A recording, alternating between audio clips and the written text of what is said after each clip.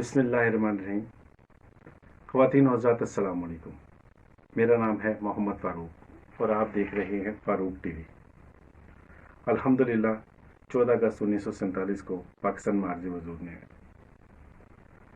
Pakistan doctor علامہ محمد اقبال کے خواب کی صورت، قائد اعظم محمد علی جناح کی عظیم قیادت اور مسلمانان ہند کی انتھک محنت اور قربانیوں کے صلے میں وجود میں ہے۔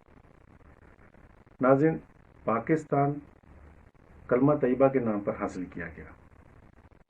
ہمارے بزرگوں نے یہ ملک اس لیے حاصل کیا تاکہ ان کی آنے والی نسلیں انگریزوں کی غلامی سے پاک، ہندوؤں کی سفاک چالوں اور دوغلی پالیسی سے پاک، اسلامی افکار کی روشنی میں آزاد مملکت میں پروان چڑھیں۔ اس سال ہم پاکستان کی 75ویں سالگرہ منا رہے ہیں۔ پورے ملک میں جشن آزادی منانے کے جو پوری تیاریاں جوش و خروش سے جاری ہیں۔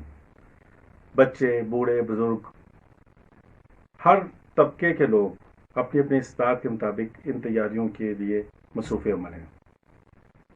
ہر صوبہ، ہر شہر، ہر علاقے میں عمارتوں اور گھروں کو برقی کمکموں اور جھنڈوں سے سجایا جا رہا ہے۔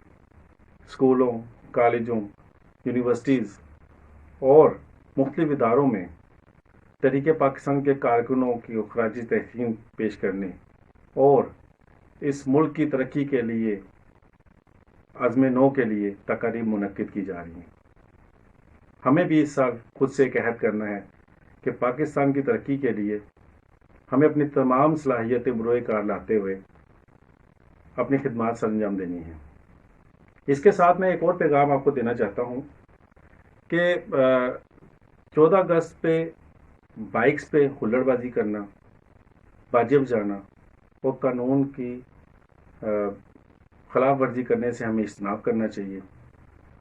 قومی پرچم اور ان سے متعلق چیزوں کی ہمیں تقدس کو احترام کرنا چاہیے، اور تاکہ ان کا مقصد اگر کوئی ہوتا ہے کہ شہید ہو جاتا ہے یا کچھ ہو جاتا ہے تو ہمیں انہیں نیچے گرنے سے دوسری چیزوں سے بھی بچانا ہے۔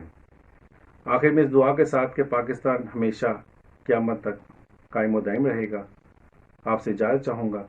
امید ہے آپ کو ویڈیو پسند آئی ہوگی۔ اپنی دعاؤں میں یاد رکھیے گا، چینل کو سبسکرائب کیجیے گا، ویڈیو کو لائک اور شیئر کیجیے گا، اور بیل آئیکن کو ضرور پریس کیجیے گا۔